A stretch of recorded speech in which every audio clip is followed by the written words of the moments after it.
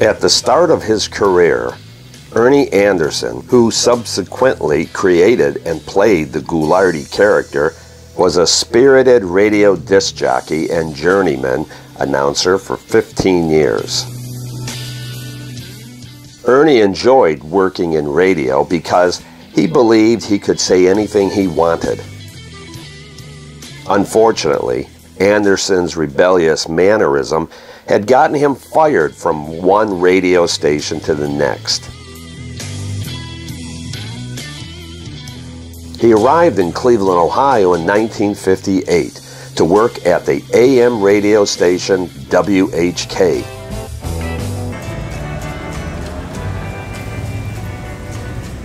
By 1962, the city of Cleveland was labeled the 8th largest city in the nation. The downtown Innerbelt Freeway was finally completed, and the first regional shopping mall was under construction in Cleveland Heights. The Channel 8 station manager came up with an idea on how to boost WJW ratings for 1963 by purchasing a package deal of 36 science fiction films.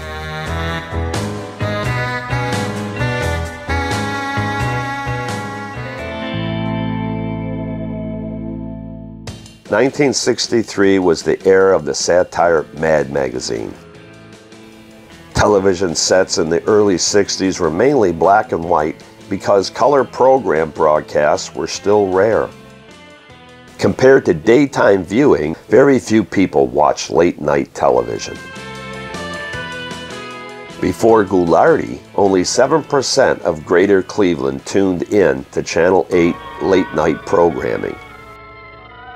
Shock Theater aired on January 18, 1963 at 11:20 p.m. on Friday night after the local news.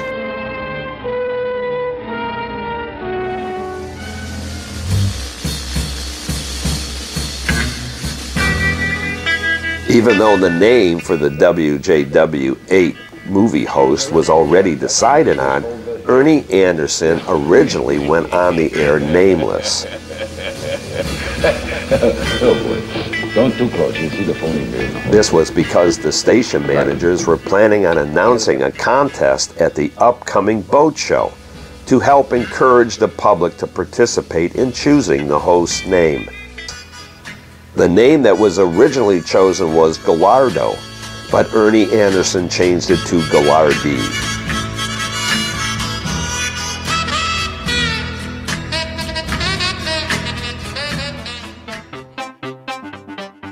The show's engineers decided to have fun with the bad ones, so they began inserting funny news clips from old newsreels during the scary high points of the films. I'd be afraid of the bat.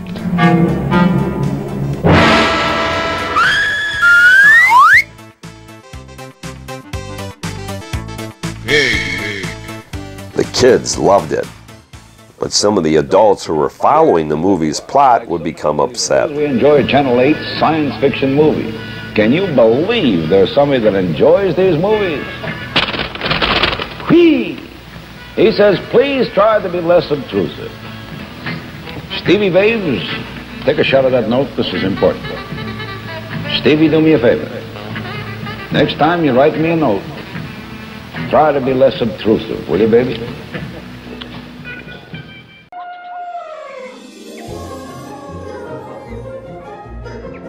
During the summer of 1963, Ghoulardi was invited to the Cleveland Zoo to climb around on Monkey Island for the kids.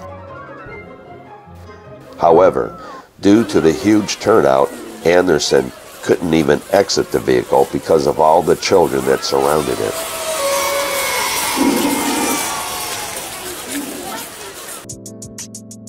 Because of Ghoulardi's popularity, Channel 8 directors decided to put Ghoulardi on Saturday afternoons for younger students who were not allowed to stay up Friday nights. So on April 13th at 6 p.m. in the afternoon, Ghoulardi would be the host of Masterpiece Theater, which aired non-horror films. Hey, We'll all be there, Drew. You won't believe. Hey, listen, gang. What do you think of the movie so far, huh? Hey, really bad. Where's the artwork over there? Give me a fast copy of the artwork. Don't go away. With this Ghoulardi's hipster attitude, he was giving viewers a different view on life. Unfortunately, many of the viewers were young people, and the message they received from their TV hero was that it was cool to be rebellious and okay to make fun of other people.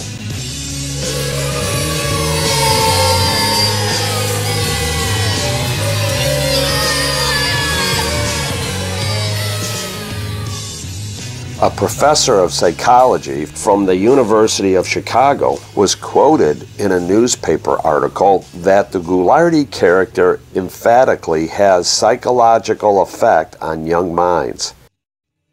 After a survey was taken on how many children claimed their favorite TV show was after 8 p.m., parents and teachers criticized adults who allowed their elementary school children to stay up after 11 p.m. on Friday nights so they could watch shock theater. They wrote that a young child should be in bed by 8 p.m. if they were going to be able to do their best the following day.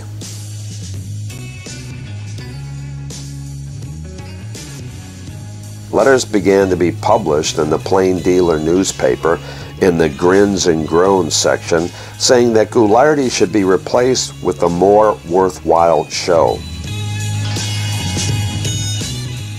One woman from Navarre, Ohio wrote, "It made her sick to see a full-grown man make such a fool of himself in front of hundreds of people." By August of 1963, it seemed that adults formed the largest part of Ghoulardi's audience. According to the rating service, Ghoulardi was getting 56% of all the Cleveland area viewers, with Johnny Carson only getting 38% and Steve Allen 6%.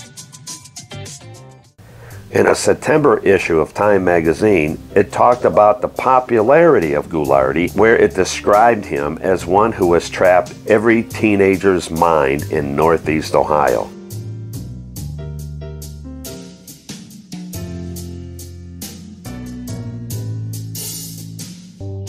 When it was reported that Ghoulardi was becoming more popular with adults than teens, TV8 decided to add a special to Ghoulardi's Saturday afternoon show. It would be called The Ernie Anderson Show, and it would star his friend Tim Conway and Cleveland Browns football player Gary Collins.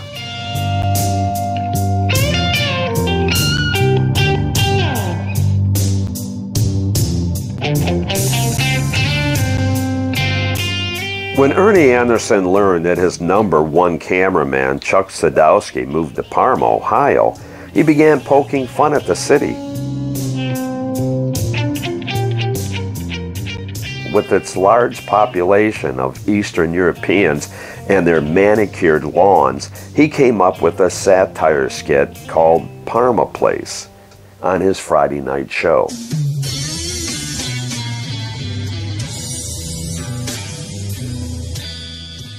It was named after the successful primetime soap opera Peyton Place. This is the continuing story of Peyton Place.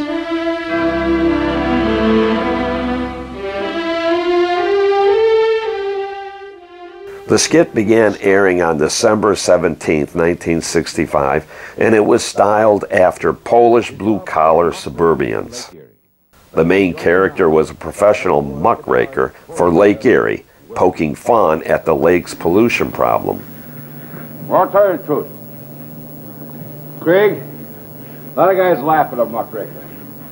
But I want to tell you, it takes a lot of talent to be able to get just the right muck and to really pile it up over a night's work. And you pay attention to me. Even though many Parma, Ohio residents got a kick of Ghoulardi's soap opera skit about their suburb, the leading officials of Parma expressed concern, stating, The comments made the city sound like a foot disease, and they demanded that Ghoulardi be taken off the air.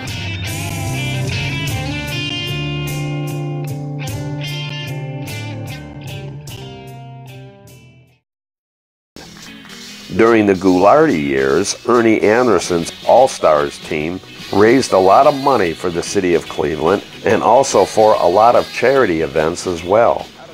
In 1966, Ghoulardi was given an award citation from the Variety Club in April for outstanding leadership in raising money with his Channel 8 amateur softball, touch football, and basketball events. The guy's got a phony beard and the whole thing. Phony beard. Come on, cool. Wait a minute. By 1965, the Ghoulardi character's popularity was already dropping considerably, and Ernie was considering moving to Hollywood to break into the entertainment business. By July of 1966, Ernie didn't even bother showing up for a benefit charity game that he agreed to attend months earlier. In addition, on August 6th, he decided to not even show up for his own Friday night Shock Theater show because he decided to stay at the stadium to finish watching the preseason exhibition NFL doubleheader, which ran into overtime. On top of all that, the new TV8 general manager, who moved up from Atlanta, did not understand Ghoulardi's character, and he was questioning whether to keep him on the air.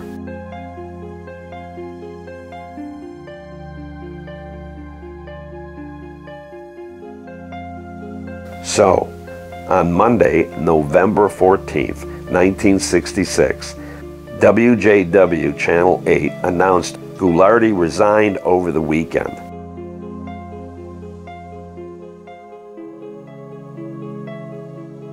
After videotaping the last Friday night and Saturday afternoon programs, Ernie left Cleveland on November 17th to the California hills.